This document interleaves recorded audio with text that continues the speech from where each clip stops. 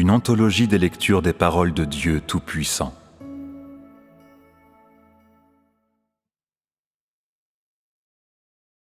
Les déclarations de Dieu à l'univers entier.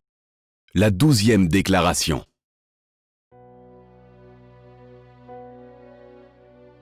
Lorsque l'éclair part de l'Orient, ce qui correspond exactement au moment où je commence à parler, au moment où l'éclair jaillit, toute l'empyrée est illuminée et toutes les étoiles commencent à se transformer.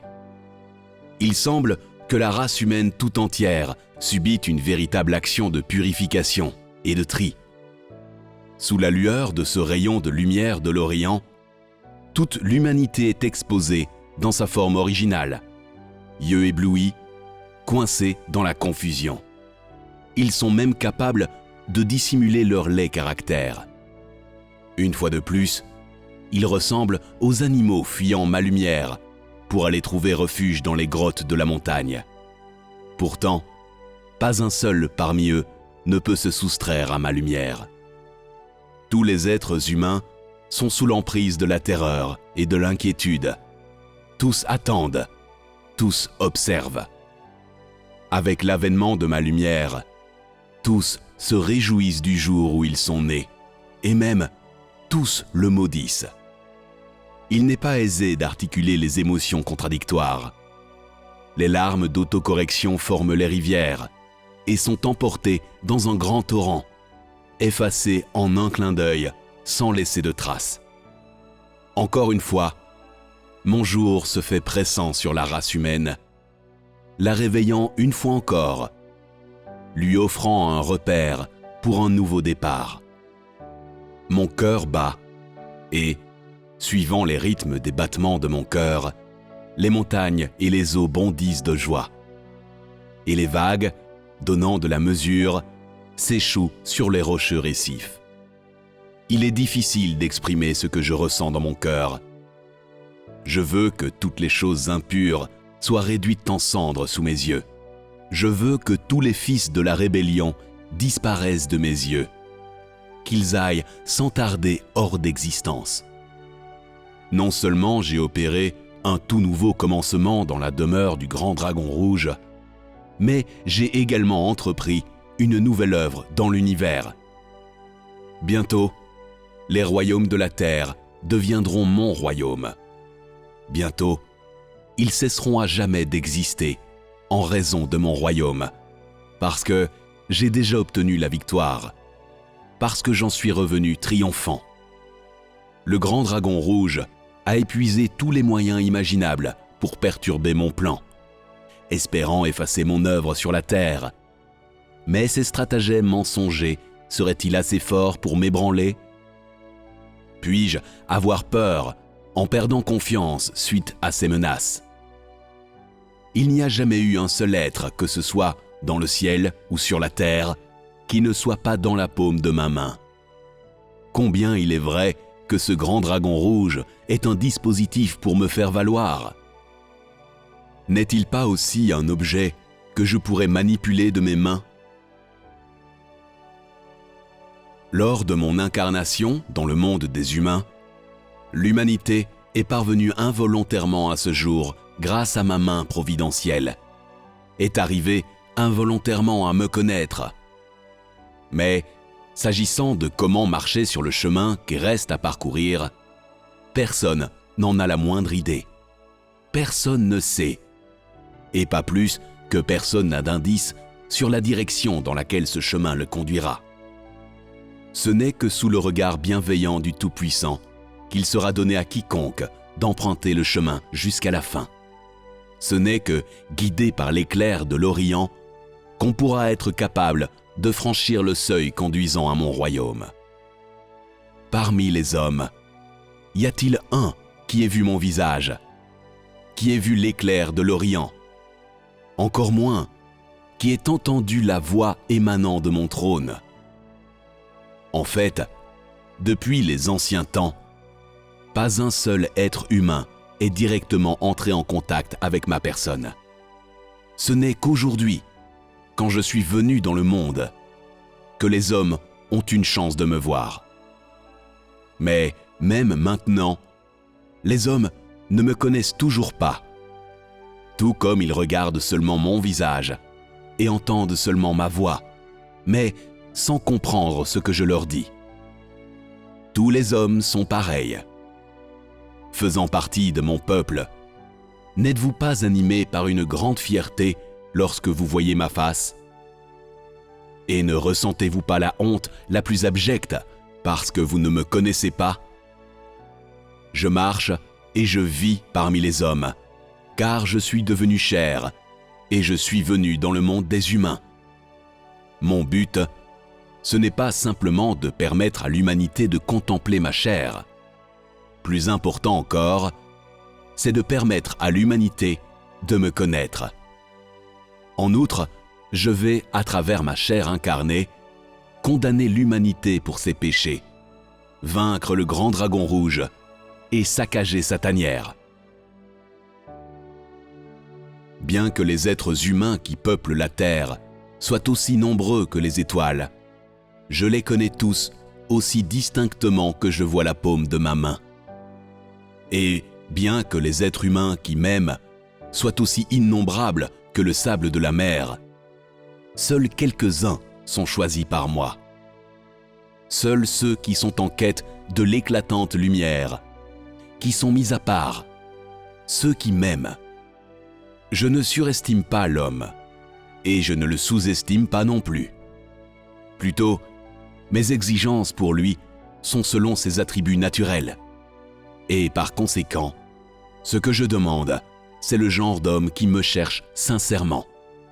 Ceci, c'est dans le but de réaliser mon plan d'élection des hommes. Il y a bon nombre de bêtes sauvages dans les montagnes, mais elles sont toutes aussi apprivoisées que des brebis devant moi. En dessous de l'océan, il y a des mystères insondables, mais devant moi, ils se présentent clairement comme toutes les choses à la surface de la terre.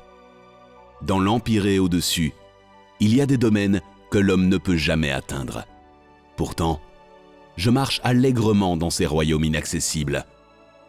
L'homme ne m'a jamais reconnu dans la lumière, mais ne me voit que dans le monde des ténèbres.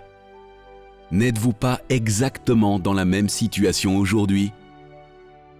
Ce fut à l'apogée des saccages du grand dragon rouge que j'étais officiellement devenu chair pour faire mon travail. Ce fut lorsque le grand dragon rouge exposa sa vraie forme pour la première fois que je rendis témoignage à mon nom. Quand je marchais sur les routes de l'humanité, pas un seul être, pas une seule personne n'était réveillé. Et donc, quand je fus incarné dans le monde des humains, personne ne le sut. Mais lorsque, dans ma condition de chair incarnée, j'ai commencé à faire mon travail, alors l'humanité s'est réveillée. Elle est sortie de ses rêves par ma voix de tonnerre. Et à partir de cet instant, elle a commencé la vie sous ma direction. Parmi mon peuple, j'ai une fois de plus lancé une nouvelle œuvre.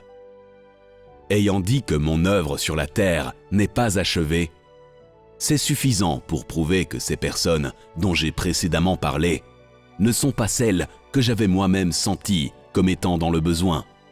Mais néanmoins, je considère toujours les élus comme faisant partie de ces personnes. À partir de là, il est clair que je fais ceci non pas uniquement pour que mon peuple connaisse le Dieu incarné, mais également pour purifier mon peuple. Compte tenu de la sévérité de mes décrets administratifs, une grande majorité de gens courent toujours le risque d'être éliminés par moi. À moins que vous ne fassiez tous les efforts pour traiter avec vous-même, pour maîtriser votre propre corps, à moins que vous ne le fassiez, vous deviendrez certainement un objet que je méprise et rejette, qui doit être jeté en enfer, exactement comme Paul avait reçu le châtiment directement de mes mains, qui n'offrait alors aucune échappatoire. Avez-vous peut-être découvert quelque chose dans mes paroles? Comme précédemment, j'ai toujours l'intention de purifier l'Église, de continuer à purifier les gens dont j'ai besoin. parce que je suis Dieu lui-même, qui est entièrement saint et immaculé. Je rendrai mon temple non seulement iridescent avec les couleurs de l'arc-en-ciel, mais aussi parfaitement propre, avec un intérieur qui cadre avec son extérieur. En ma présence, vous devriez tous et chacun repenser à ce que vous avez fait par le passé et décider si vous pouvez aujourd'hui être déterminé à me donner totale satisfaction dans mon cœur. Ce n'est pas simplement que l'homme ne me connaît pas dans ma chair. Pire encore, il n'a pas pu se comprendre lui-même, lui qui habite dans un corps charnel. Combien d'années ceci a-t-il déjà duré? Et pendant tout ce temps, les êtres humains m'ont trompé, me traitant comme un étranger. Combien de fois m'ont-ils fermé au nez la porte de leur maison? Combien de fois ont-ils, bien que debout devant moi, prêté aucune attention à ma présence? Combien de fois m'ont-ils renié publiquement? Combien de fois m'ont-ils renié devant le diable? Et combien de fois m'ont-ils attaqué avec leurs chicanes?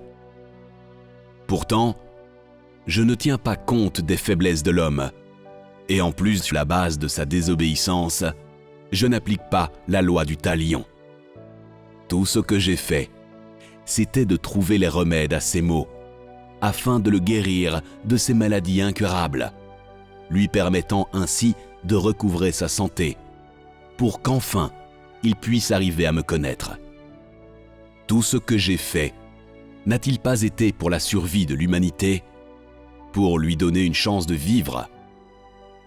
Plusieurs fois, je suis venu dans le monde des hommes, mais eux, parce que j'étais venu en personne dans le monde, n'ont eu aucun égard envers moi. Au contraire, chacun s'en est allé, s'occupant de ses propres affaires, cherchant ses propres solutions. Ils ne savent pas que tout ce qui arrive sous les cieux procède de mes mains. Ils ne savent pas que toute chose sous les cieux est subordonnée à mon commandement. Lequel parmi vous ose entretenir le ressentiment dans son cœur? Lequel parmi vous ose prendre à la légère un règlement de compte? Je continue tout bonnement de réaliser mon œuvre au sein de l'humanité, et c'est tout. Si, au cours de la période de mon incarnation, je ne m'étais pas soucié de la fragilité de l'homme, alors l'humanité tout entière, seulement sur la base de mon incarnation, se ferait une peur bleue et par conséquent serait tombée dans le séjour des morts. C'est seulement parce que je me rabaisse et me cache que l'humanité a échappé à la catastrophe, a reçu la délivrance à partir de mon châtiment et par là même a survécu jusqu'à ce jour. Ayant à l'esprit combien il était difficile d'arriver à ce jour, ne devriez-vous pas chérir d'autant plus ce que nous réserve le lendemain ?